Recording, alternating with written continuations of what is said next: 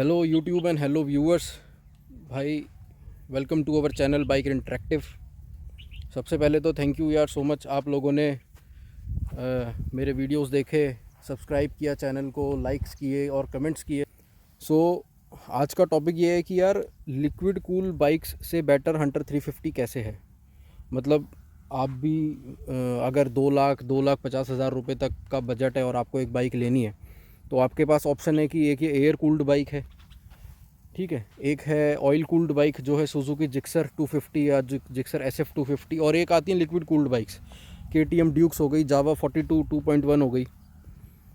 सो अब liquid cooled bikes में ऐसा क्या है, क्या लिक्विड कूल्ड एक एडिशनल फीचर है जो कंपनी देती है जो रॉयल एनफील्ड नहीं दे रही है ना, लिक्विड कूलिंग की क्या ज़रूरत है। तो आज हम उस चीज़ के बारे में डिस्कशन करते हैं। तो अब हंटर 350 में तो भाई एक नॉर्मल एयर कूल्ड इंजन है। अब air cooled engine liquid cooled या ऑयल कूल्ड इंजन से कैसे बेटर है वो मैं आपको बताता हूँ। सबसे पहले उसके लिए हम समझते हैं कि 3 टाइप्स के इंजन्स हैं, जो है एक एयर कूल्ड, एक ऑयल कूल्ड और एक लिक्विड कूल्ड।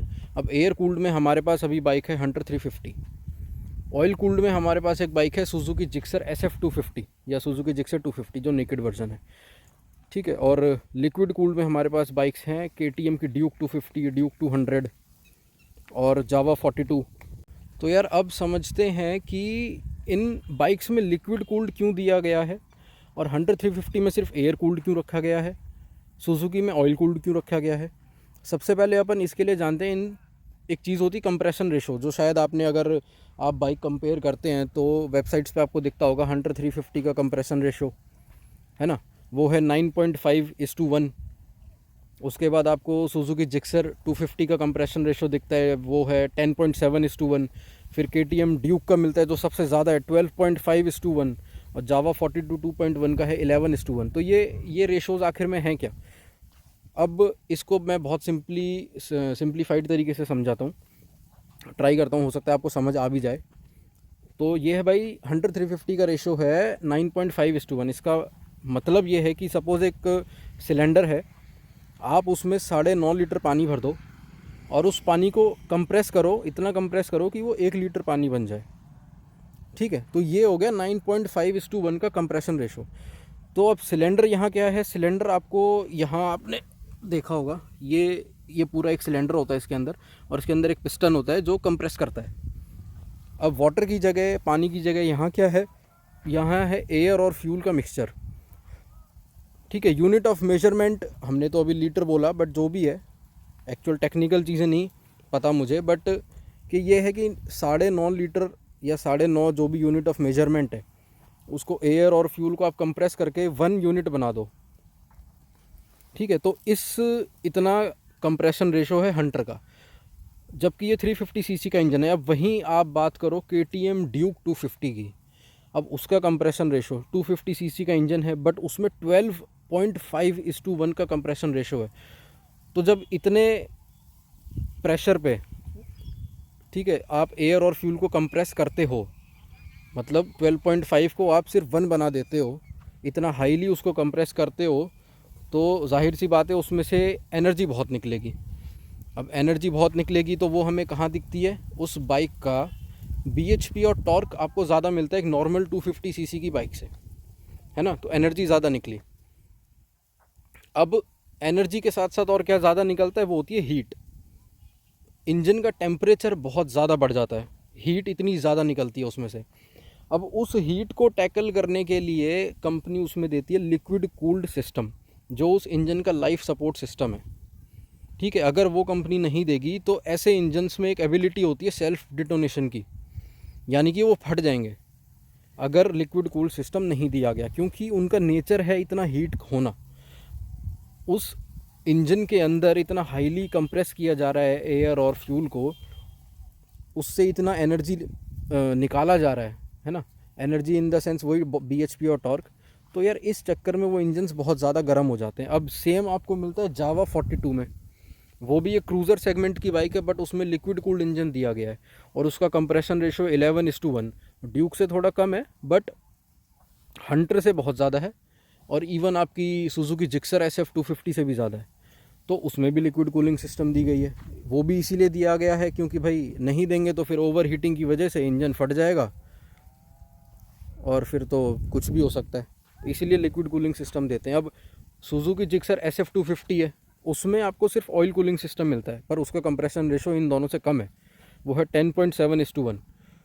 तो कंपनी के अकॉर्डिंग भाई उस कंप्रेशन रेशो पे जो हीट जनरेट होती है वो आप एक ऑयल कूलिंग से टैकल कर सकते हो। ऑयल कूलिंग मतलब जो भी इंजन के अंदर ऑयल है वो इंजन से बाहर जाएगा, ठीक है, ठंडा होकर वापस इंजन में चला जाएगा, तो वो हो गया आपका ऑयल कूलिंग सिस्टम। अब ऑयल इसमें भी डलता है, हंटर 350 में एयर कूलिंग सिस्टम है, बट ऑयल इसमें भी डलता है, पर वो कहीं ऐसा नहीं है कि इंजन से बाहर निकल के जा रहा है और फिर ठंडा हो रहा है और फिर वापस इंजन में आ रहा है, वो सिस्टम इसमें नहीं है। अब एयर कूलिंग सिस्टम में क्या होता है, एयर कूलिंग सिस्टम में आपको ये फिन्स दिए जाते हैं, ये आप देख सकते हो, ये सारी फिन्स हैं। जब बाइक चलती है तो इन पे हवा लगती है, ये जो फिन्स होते हैं ये इंजन का सरफेस एरिया बढ़ा देते हैं। एक फ्लैट इंजन की से बढ़िया है कि आप उसमें ऐसे फिन्स निकाल दें सो दैट इसका सरफेस एरिया बढ़ जाए। तो इसकी वजह से ये जब इस पे हवा लगती है तो ये इंजन ठंडा होता है। तो यार ये होते हैं फिन्स। तो आई होप आपको थोड़ी सी क्लैरिटी मिली होगी कि ये जो हंटर 350 का इंजन है इसका कंप्रेशन रेशो कम रखा गया है। बीइंग ए 350cc इंजन इसका कंप्रेशन रेशो है 9:1, 9.5:1। And being a 250cc engine in Duke उसका कंप्रेशन रेशो है 12.5:1। ठीक है, तो इंजन छोटा है, कंप्रेशन रेशो ज़्यादा है। हंटर का इंजन बड़ा है और कंप्रेशन रेशो कम है। अब ऐसे इंजन्स को जो हंटर 350 में लगा है, ये नॉर्मली इंजन्स देखा जाता है क्रूज़र सेगमेंट की बाइक्स में, ठीक है, और इन इंजन्स को हम बोलते हैं लो स्ट्रेस इंजन। तो इंजन बड़ा है, रेशो कम है, इंजन छोटा है उधर ड्यूक में, पर रेशो ज़्यादा है। अब इस इंजन का नेचर ही ऐसा है कि ये आपको ओवर हीटिंग नहीं करेगा। और ड्यूक 250 में या जावा 42 में उस इंजन का नेचर ऐसा है कि वो ओवर हीटिंग करेगा, क्योंकि उसको बहुत ही हाई टेम्परेचर पे, मतलब हाई प्रेशर दे के उसमें कंप्रेस करी जा रही हैं चीज़ों को, ठीक है। तो जो इंजन के कंपोनेंट्स हैं अंदर वो गर्म कर देते हैं, हीट इतना जनरेट करते हैं वो। और उसके कंपैरेटिवली हंटर का क्या है यार, एक लो स्ट्रेस इंजन है, ठीक है, आपको इतना हीट वो कभी करेगा ही नहीं। वो इस तरह से डिज़ाइन ही नहीं किया गया कि वो आपको हीट करे। अब दूसरी चीज़ क्या है कि जो हाई कंप्रेशन वाले इंजन्स होते हैं उनमें आपको आरपीएम ज़्यादा मिलता है, ठीक है। अब आप अगर आरपीएम देखो, हंटर 350 का जो आरपीएम है, जो इसकी मैक्स पावर और परफॉर्मेंस यानी बीएचपी और टॉर्क जिस आरपीएम पे डिलीवर कर देता है वो 6000 है। 6000 आरपीएम पे आपको इसका मैक्स बीएचपी और मैक्स टॉर्क मिल जाता है। जबकि केटीएम ड्यूक्स और जो भी और हायर कंप्रेशन रेशो वाली बाइक्स हैं वो 9000 आरपीएम तक जाती हैं, यानी 9000 आरपीएम। उनका जब आप कान पूरी तरह मरोड़ दोगे तब वो आपको पीक पावर और पीक परफॉर्मेंस देंगी। वो केस इसमें नहीं है। इसको आप बहुत प्यार से रेव करो, ये आपको कम रेव्स में ही ज़्यादा पावर आउटपुट दे देती है, ठीक है। इसलिए इसको लो स्ट्रेस इंजन्स बोला जाता है। तो यही एक रीज़न था भाई। अब being a middle class family, एक बाइक लेनी है। अब उन बाइक्स में क्या है ना कि आपको कूलेंट भी डलवाना है, आपका रेडिएटर अगर ख़राब हो गया, फ़ैन ख़राब हो गया, कुछ भी इशू आया लिक्विड कूलिंग सिस्टम में ऑन ए लॉन्ग राइड, तो ये समझ लेना आपकी बाइक तो गई। मतलब 10 से 15 हज़ार रुपये का खर्चा है। इवन ये अगर कोई व्यूअर है जिसने कभी ऐसा इशू फेस किया हो तो वो अच्छे से बता सकता है आपको कि एग्जैक्ट कितना खर्चा आता है।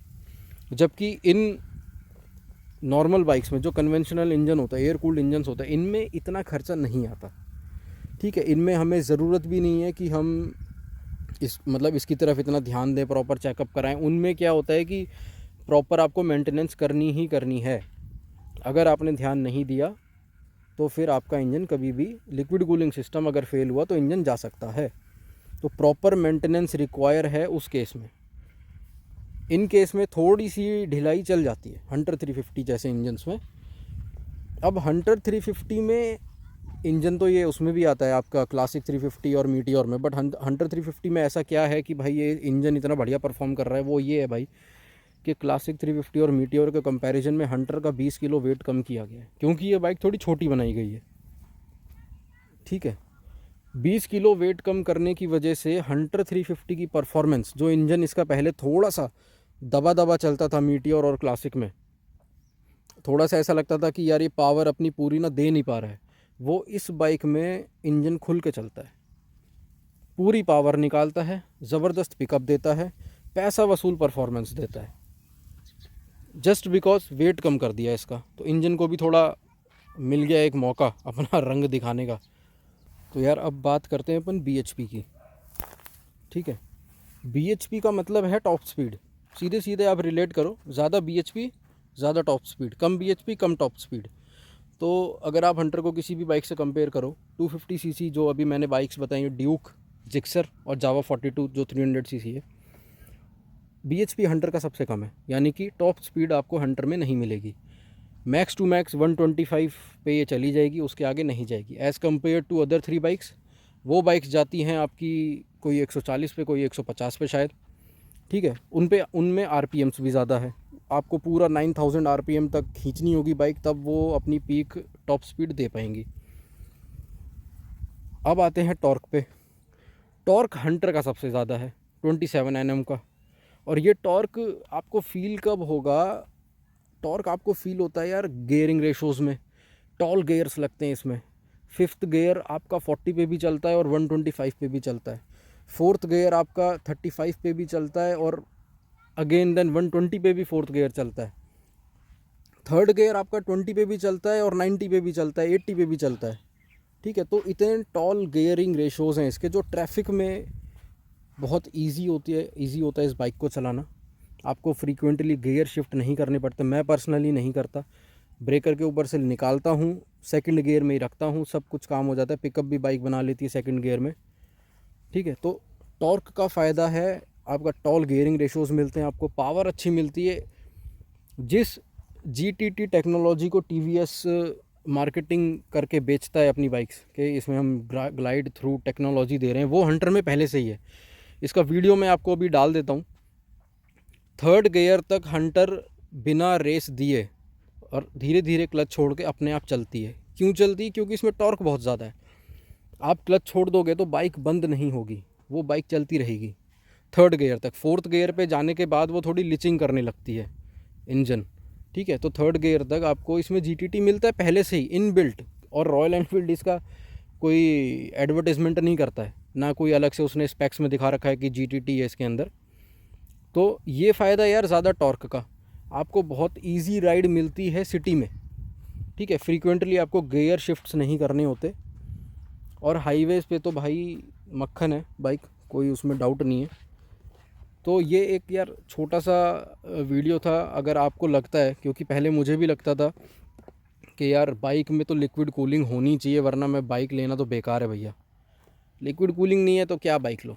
बाइक ऐसी लो जिसमें पूरा सिस्टम लगाओ, सब कुछ लगाओ, इंजन गर्म ही ना हो। पर थोड़ा पढ़ने के बाद, थोड़ा और वीडियोस देखने के बाद पता चला कि भैया लिक्विड कूलिंग सिस्टम कोई फ़ीचर नहीं है, ये इंजन की रिक्वायरमेंट है, इसलिए कंपनी लिक्विड कूलिंग लगा के देती है। नहीं देगी तो फट जाएगा इंजन उसका। ठीक है, तो अब आप ये समझो कि Hunter 350 being a light weight bike और एयर कूल्ड बाइक, इसमें लिक्विड कूलिंग सिस्टम नहीं दिया गया, क्योंकि इसका इंजन इस तरह से डिज़ाइंड नहीं है कि वो ओवर हीट करे। दूसरी जो बाइक्स हैं जिनमें लिक्विड कूल्ड है, उनका इंजन ओवर हीट करता है नॉर्मल कंडीशंस में भी, इसलिए उनमें लिक्विड कूलिंग सिस्टम दिया गया है। अगर आप उसको ज़्यादा देर उन इंजन्स को 100-120 पे चलाओगे तो फिर उसका रेडिएटर फ़ैन शुरू हो जाएगा। अगर आप उसको ट्रैफिक में चलाओगे उन बाइक्स को, जैसे KTM ड्यूक हो गई, जावा 42 हो गई, तो उनका रेडिएटर का फ़ैन शुरू हो जाएगा। ठीक है, क्योंकि उनका नेचर है, वो पावर ही इतनी जनरेट करते हैं। बट ये इंजन बना नहीं है, तो ओवर हीटिंग का इसमें एज सच कोई इशू नहीं है। आप इसको लॉन्ग ड्राइव पे ले जाओ, 100-110 तक चलाओ, इंजन अपना स्मूथली काम करता रहेगा, स्ट्रेस फ्री चलता रहेगा। पिलियन बैठा हो ना बैठा हो कोई फ़र्क नहीं पड़ता, अच्छा बड़ा इंजन है। अब 2 लाख रुपए में, 2,10,000 रुपये में भाई आपको ऐसी बाइक मिल रही है जिसमें बढ़िया परफॉर्मेंस है। क्योंकि थोड़ा वेट कम कर दिया तो इंजन अपना पूरे पावर दिखा पाता है इस बाइक में, ठीक है। तो मैं क्यों लूँ एक liquid cooled bike? Liquid cooled bike का मेंटेनेंस ज़्यादा, खर्चा ज़्यादा, और बाई चांस कभी कुछ ख़राब हो गया तो 15-20 तो नहीं, 12 या 15 हज़ार रुपये का खर्चा तो है ही उसमें, इतना तो मेरे को पता है। तो भाई अब मिडिल क्लास फैमिली के लिए तो यही ठीक है, लो मेंटेनेंस बाइक है, अपना आराम से चलती है। 100 से ऊपर वैसे भी नहीं चलाता कोई, इतनी तो रोड्स भी नहीं है इंडिया में, और पिलियन के साथ चलना है तो भैया अपना 80-90 बहुत है। तो उसमें ये बाइक एकदम पैसा वसूल परफॉर्म करती है। तो मुझे नहीं लगता कि लिक्विड कूलिंग सिस्टम की ज़रूरत है रॉयल एनफील्ड को अपने इन इंजन्स में। और अगर आपको कुछ कन्फ्यूज़न था वीडियो से पहले कि लिक्विड कूलिंग सिस्टम एक फ़ीचर है, तो भाई कमेंट करके बताओ आपका कन्फ्यूज़न दूर हुआ या नहीं, क्योंकि मेरे अकॉर्डिंग लिक्विड कूलिंग सिस्टम कोई फ़ीचर नहीं है, इंजन की रिक्वायरमेंट है, इसलिए कंपनी लिक्विड कूलिंग लगा के देती है बाइक में। सो भाई, और हाँ यार, आप लोग प्लीज़ कमेंट किया करो। आप भले ही चैनल को सब्सक्राइब मत करो, वीडियो लाइक मत करो, पर कमेंट ज़रूर करो जो आप सोचते हो, क्योंकि जो भी व्यूअर्स हैं जिनको जेन्युइनली ये बाइक लेनी है वो यार कमेंट पढ़ते हैं। मेरे को जब कोई भी बाइक लेनी थी या मैं रिसर्च कर रहा था, मैं देख रहा था, तो मैं खुद भाई पर्सनली कमेंट पढ़ता था सारे। कमेंट पढ़ने में क्या है ना, सच्चाई पता लग जाती है, कि उसमें कई सारे यूज़र्स होते हैं जो फेस करते हैं अपनी अपनी प्रॉब्लम्स, तो वो सब वो लिखते हैं कमेंट्स में कि भाई मेरे साथ ये हो रहा है, मेरी बाइक में ये हो रहा है। तो जेन्युइन चीज़, जेन्युइन इशू पता लगता है, तो आप प्लीज़ कमेंट करो यार, है ना। जो भी नए व्यूअर्स हैं जिनको जेन्युइनली बाइक लेनी है वो पढ़ते हैं कमेंट्स आपके, और फिर वो अपना डिसीजन बनाते हैं। क्योंकि यूट्यूब पे आजकल रिव्यूज़ यार 2 बाइक खड़ी करके कंपैरिजन दे देते हैं, कोई मतलब ये नहीं बताता, बाइक की प्रैक्टिकलिटी कोई नहीं बताता। तो प्लीज़ आप लोग कमेंट करो, कमेंट्स में अगर आपको अच्छी लगी बाइक तो प्लीज़ बताओ कि भाई गज़ब की बाइक है और ये है वो है। नहीं अच्छी लगी, कोई इशू लग रहा है तो वो बताओ। सो यार, वीडियो को यहीं एंड करते हैं, और आई होप आपको थोड़ी सी क्लैरिटी मिली हो कि लिक्विड कूल्ड इंजन से बेटर एयर कूल्ड इंजन्स क्यों हैं हम जैसे नॉर्मल लोगों के लिए। ज़्यादा मेंटेनेंस आती है उनमें, वियर एंड टियर ज़्यादा होता है, लॉन्ग लास्टिंग नहीं होते वो इंजन्स जो लिक्विड कूल्ड होते हैं। और एयर कूल्ड इंजन्स अपना हंटर वाला तो बहुत अच्छा है भाई, बढ़िया परफॉर्म करता है, और वेट कम है हंटर का, तो पावर भी अच्छी देता है, पिकअप भी अच्छा बनाता है, तो कोई शिकायत तो है नहीं। So thank you so much यार वीडियो देखने के लिए, और आई होप आपको थोड़ी सी क्लैरिटी मिली हो।